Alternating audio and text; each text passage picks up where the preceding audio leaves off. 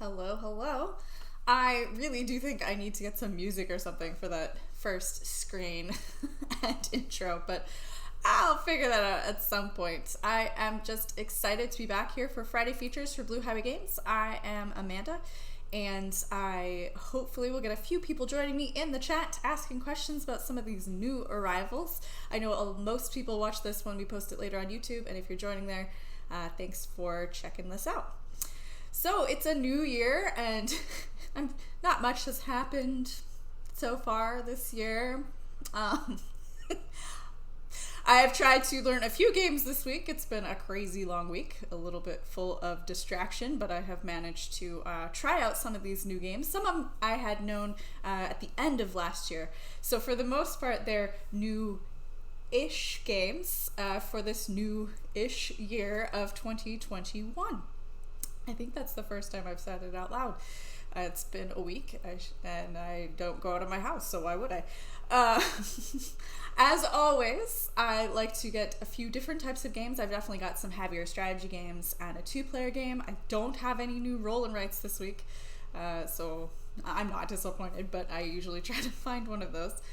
I do have what's not a children's game, but it is a family game to start us out, and it is a new one from Plan B Games called Bees. And it is one of the most bright, colorful covers I have seen, which is a really wonderful thing in January. And Bees is, if you're familiar with Plan B, they did Azul and Reef, which are sort of very colorful but abstract games. The theme is not super intense, and it's not much different here with Hive, but you are bees, and you are going to be flying around a flower field, which is going to be a different setup for 3 or 4 players or 2 players. I've only played it with the 2-player, kind of a smaller board setup, and so it's variable, and you set up these flower tiles, and they will kind of form this big play area. And then the goal is to move your bees around to the different flowers, collecting the sweet, sweet nectar. You want the nectar to fill up your hive, which are these fantastic player boards. I don't know if you can see that or get the definition, but they are like triple layered. They've got these little inserts that it will hold the smaller or the larger nectars into your hive. And as you populate your hive board with the different color nectars, you're trying to meet what is on the goal cards, the honey. And if you can get them placed in certain positions in your hive, or in different color variations, or different color variations in certain patterns, you'll be able to score points. Some of these goals, 3 of them to be exact, are open for all players to see, and 2 of them are going to be secret and hidden for yourself. So you are flying your bees to the different flowers, collecting the nectars to fill up your hive with delicious honey. I can't lie that I wanted to put honey in my tea as I was playing this, which is not something I normally do.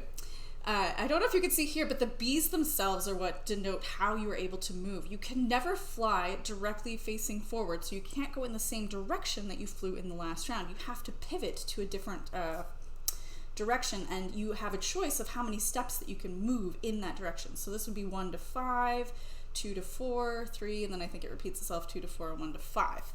So you are selecting the movement that you want to make, you rotate your bee, and you fly that appropriate number of spaces, and then you collect nectar, which you then have to put into the appropriate places based on how far you moved of your board. So it's puzzly, but it's not overly complicated. You could probably sit down and play the game right now from these instructions, but you're trying to meet the goals, and meet the goals multiple times, as well as your secret goals. It gives you a little score sheet to keep track. If you look closely here, I lost, so we won't need to look really close in my 2-player game. But it was fun, but it was very simple. Puzzly, so there's the complexity there, but not overly hard to learn how to play.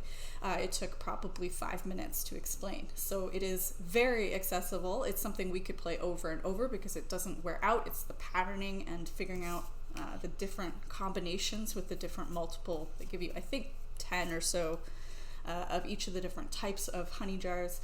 So you'll have different combinations for scoring every time you play. So that is Bees. It is going to be part of our it's part of our features. So it's going to be on sale through next Thursday, January 14th. It's normally $39.99, so it'll be 20% off. And we do have the in-store pickup as well as curbside pickup and delivery options available. So that's kind of the younger one that I've got. I've got another one that's more family oriented, and it is called Mysterium Park. Now, for fans who already know Mysterium, you may have already had this on your radar and picked it up when we got it in, I think, back in November. So it's not super new, but it's new-ish. And I had the chance to play it for the first time yesterday. And I was a huge fan of Mysterium. If you're not, it's a game of one player playing a ghost cooperatively with the other players, trying to help them figure out which image on the board pertains to them, but they can't talk. There's no clue giving. It's not charades. You're only able to interact with the players with these vision cards. And if you're familiar with Mysterium, you already know that they're super whimsical and a lot like Dixit. I know some people that combine those two games, so if you're familiar with that, these might look familiar to you. They're large tarot-sized cards with some really wonderful variable imagery on them. And so in the game, the ghost sees a pattern of cards out on the board. And for the first round, you're looking for people. So there'll be certain people out there. And the ghost has a clue card, which looks a little bit like code names now for this version, Mysterium Park. So you sort of know which colors relate to which player, or which cards relate to which player colors. So you go, oh, so this top middle card belongs to Joe, the purple player. So I'm going to have to come up with something that would help Joe think of this rather scary looking man who likes to eat hot dogs and drink coffee. Oh, I think he's a security guard. And I would go through my cards and I would think, oh, well, maybe this looks like somebody watching over the city and has imprisoned this poor little fairy person. So you're giving clues to try to get them to go there. You cannot speak as the ghost, but the players themselves can talk amongst themselves. I played 2 players, so I found it very different from my normal multiplayer Mysterium experiences in that they're not talking. I almost said, can you just walk me through your thought process out loud? So if they get it wrong, you're gonna have to give them new cards, but you want to kind of know what they were thinking and how to direct them in the right way. You only get 3 attempts, I believe, with the character cards. Then you switch over to some location cards and you do it all over again with a new code card, so they don't know where they're supposed to be looking. And instead of people, we've got locations that you're trying to direct them to, all still using the deck of vision cards. And so it's very creative. It's kind of a dream interpretation game, if you will. And I had never played Mysterium with 2, so I can't really speak to how this compares as a 2-player game, but my husband Todd, who I was teaching it to, was like, oh, is this only a 2-player game? So it worked just fine as a 2-player. He was thoroughly enjoying himself and trying to interpret the clues, but it did feel different from a multiplayer game. So I'm sure that this, as a multiplayer game, would be still very enjoyable. I wish I could play everything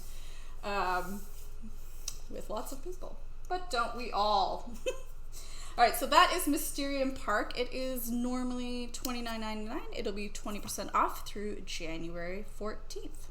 And again, if anyone has any questions, please feel free to let me know. I'll try to keep an eye in the chat.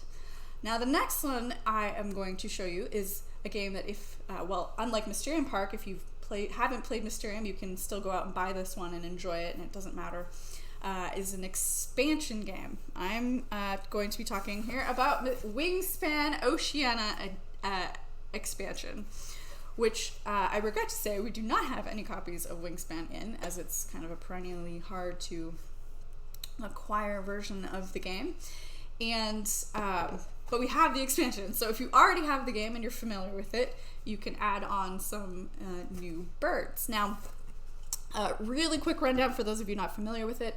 It's a game of trying to collect the right food, grains and little mice to attract birds to come live on your player board in different landscape types so that they will be happy and lay lots of eggs. And between the egg points and the different patterning of what types of cards you're collecting and types of birds, from secret endgame goals as well as end round goals that are visible, you'll score points and try to win the game. So what is different about Oceania?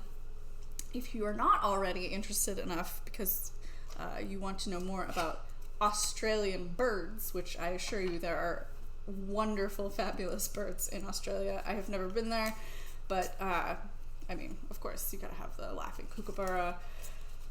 And I pulled out one to show you because I think he's fantastically a tawny frogmouth bird, which is one of my favorites.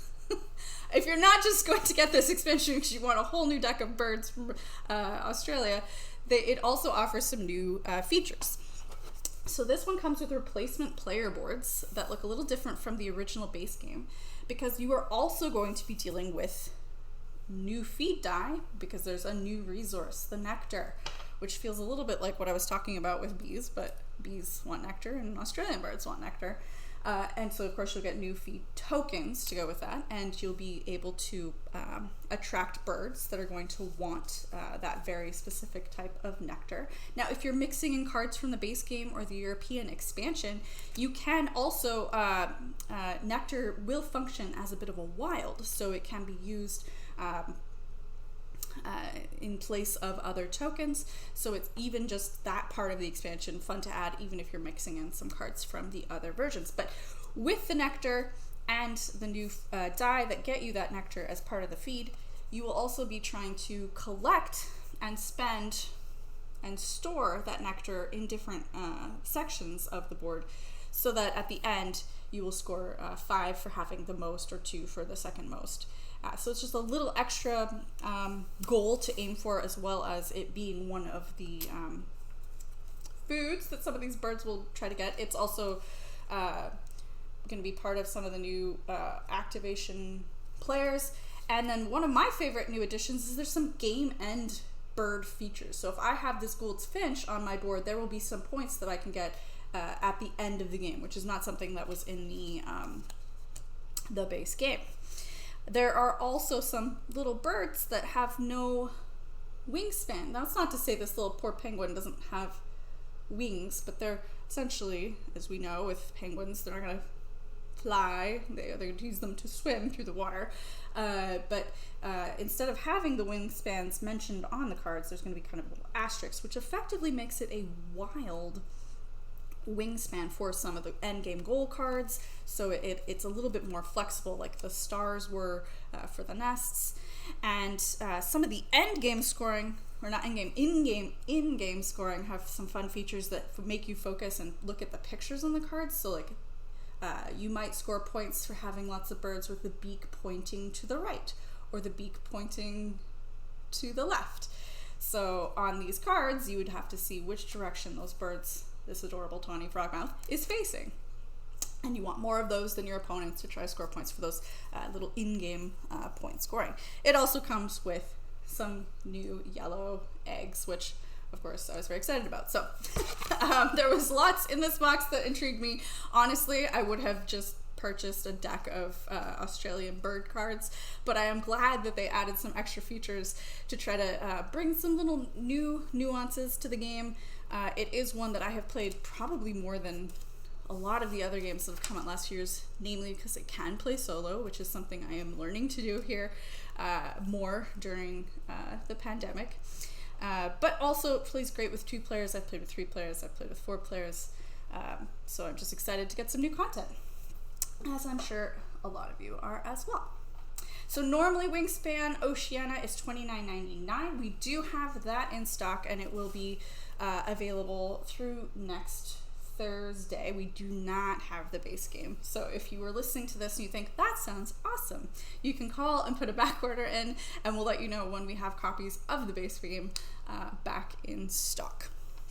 All right, moving on, I have kind of the biggest game, because I've saved kind of a medium-sized one for my little visual camera to show you. But this is a new Stefan Feld game. So if anybody knows me and has played games with me for any amount of time, I, like a lot of other people, are a huge fan of this game designer called Stefan Feld. Named Stefan Feld. And he has come out with many of my favorite games that I'm sure you can see some of them behind me, like Bruges and Castles of Burgundy. I really enjoy how they are intuitive to play, even if complex. And this is definitely a part of that. It had a lot going on in it, but once you know what everything does and how it functions, you can really figure out what you need to do, even if it's maybe not the only way to do something. There are many different paths to gather points, and there's lots of ways to get those points. So the board itself is, again, it's one of these where I can't really show you the whole thing, but there's kind of a bonfire area and then a sailing area, and you're going to have a player board, which I dumped a bunch of stuff on top of it, which is, of course, super well thought out, Amanda. Okay, here we go. The player board, which looks the same for everybody, but actually these little symbols on the edge are different on each of the player boards in order to add variation. And then with all of your little player pieces, you're going to have some fate tiles, which are going to be off to the side in kind of a randomized order. And it is your goal. We actually start the game with some of these tiles, but as you need more, you're going to place these tiles into the center, kind of in some patterns, trying to collect the action tokens that correspond to those colors. When you have those action tokens on your turn, instead of populating your little player board with your fate tiles, you're going to spend the action tile that corresponds to the action you want to do, or two of something else in order to do something you need access to. Those things include sailing around to those little islands, and on those islands will be these little task tokens, which are ways to score victory points. And you are going to pay action tokens, I forget the ones that they're called, but you collect these from the islands to place them onto your player boards. And then it gives you a goal, something to aim for. When you reach that goal, maybe it's collecting a certain number of resources, maybe it's having claimed a number of these tiles out on the islands. There are so many of them. You only play with like 12, or no, play with like more than that, but there are so many. You do not use nearly all of them in each game, and they're placed randomly on the board each time, different for different number of players. But there's so many tasks that you can try to go for. You want to collect them to give yourself some purpose, and then as you're able to collect those resources and fulfill those goals, hopefully you can flip them over to their bonfire side so that you can go to the great big bonfire in the center of the board with your little novices to, I don't know, some pagan worship, this ancient druid religion, I'm not sure, and to be able to get some of these tiles to go here. And then you have guardians that are moving around the outside of the board. They're also hidden out around those islands, and you have to go sail to get more of them, but you want to collect them and you want to move them so they will go and worship at these little personal bonfires, hopefully that match the outside path that you're also having to collect and build. Again, I'm not going to be able to even remotely explain this game, but there's lots of different exciting components and things that you have to think about, and you cannot do it all. So it sounds like, oh, there's so much to do, I can't do that. Yes, correct. You will only be able to choose certain parts of this. There's gnome cards that you're able to get that will help you fulfill some of these and break some of the rules and give you extra advantages. And then, of course, one of the best features of it was that it had the solo version variant that I could, here in this pandemic, play. I have played it with other players, but only on tabletopia.com. Little plug there for that. Great way to interact and play board games with friends far away.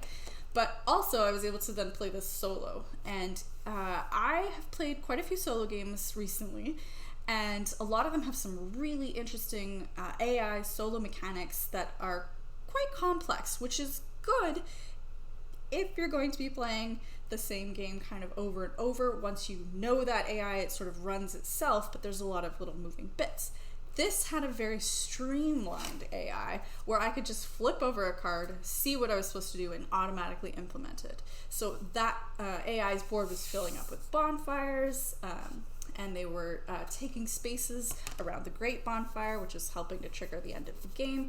So it keeps it moving forward. It keeps things disappearing. Cards will be rotating, turning over, so things aren't stagnant. But it was very simple to get into, which I really appreciated. So of a lot of the solo games I have played recently, I really enjoyed this one because it felt like I just could figure that AI out and not have to think about it even within 5 minutes of playing the game, rather than at the end going, oh, okay, so that would be easy next time. I don't often get to play many games multiple times in quick succession, having to try to learn all these new games for the shop. So that is Bonfire. I was very excited about it to play online. I was very happy to get my copy in person, and I hope it will still be popular when game nights return so I can get it to the table with some of you. It normally is $59.99, and it will be on sale through this coming Thursday, January 14th. I already said it once, but of course I'm going to forget it. The last game I want to talk about, I have pulled out here. Let's see if I gotta make sure got all the other bits and pieces and things cleared away. But it is a 2-player game that I've played actually several times because while I am not completely on my own here in lockdown, my husband Todd is not a super huge board game fan, so he likes ones that are shorter and quick, but still complex, nothing too simple. And this fit the bill. So we've been playing it over the holiday break, and it has a lot of these fun little tiles. There's no cards. It actually feels like a little board game in a box, not just a card game. And with this is sort of like a game that would be midway. Everybody's going to have their own player boards that they're going to be able to store their resources on. And by everybody, I mean you and one other player. And then these tiles are not in the center at the start of the game, but this track on the outside is. So a little bit like Patchwork or some of those you're moving, or Nova Luna, you're moving in a clockwise pattern around. Whoever is behind is going to be the next player to move forward. You cannot go on a space where someone else is, and you're going to move to spaces to collect those resources to add them to your player board. When you have a certain number of resources, you want to go to these square architect tiles to be able to purchase some of the buildings that are above them. And each of the architects around the circle is going to have different tiles that come out as their market needs refilling. But if I go here and I have this, and I say, okay, I want to buy this building. So let's see if you can get a close-up look at that. It requires 3 bricks. It's going to give me 1 point at the end of the game, and then there's something below. It's sort of ability. Now this will give me 5 points if I can make sure it's in the corner of this little city grid at the end of the game. So right now it would be sort of safe, and I kind of made this smaller so you can all see it, but safe here because you're going to end up with a 5x4 grid. Now there's only 3 going this way and 5 going this way, so I'm taking a bit of a gamble because my opponent could come along and stick something here, which means that the grid will then be going in this direction. This will definitely not be in the corner because the game ends once all the buildings are placed out in a 4x5 grid. Now you're saying, well, they're in the middle. How do you know whose is who? The cards themselves have little arrows on them, and you're going to point them in the direction if you own them. So it'll be facing you, so you remember how to score them at the end of the game. Some of the tiles themselves are going to activate and allow you to do things within the game. They're like these little factories. They also still give you points, but not very many because they're going to be helping you in the duration of the game. When they're activated, you'll be able to take like the wild resource, which in, of course, Scotland is a whiskey barrel, because I wouldn't have it any other way. Well, good scotch is always welcome. And some buildings are just, a little more expensive from some fancier resources of gold, but they're going to be worth more points, and it's just a little landmark building. Other buildings are going to be like sets, so you're going to get points for the number of parks you have times the number of parks you have. So 1 will give you only 1 point. So having 2 is worth 4. So you want more parks if you start collecting those. and so on and so forth. There's different little ways that the buildings store, but you're moving around the circle, collecting the resources, and going to the architects to buy the buildings to place them in the center. So when we played this, it took probably 10 minutes to explain, and it lasted about 30 minutes, but we have played it kind of over and over because it's really accessible and yet still got some depth to it, and it feels like a proper board game in this little box. And it is in fact only $29.99, and it is going to be on sale through next Thursday, 20% off. So that are all 5 of my new-ish games. Some of you may have picked them up in 2020, but for me, they're newer in 2021, and I'm pretty happy to have played them. And I'm glad that somebody like Maddie has joined me to talk about seeing some new games as well. And for anyone who's joining us on YouTube later, thank you very much, and have a wonderful weekend. Aren't we all glad that it is finally the weekend? Have a good day.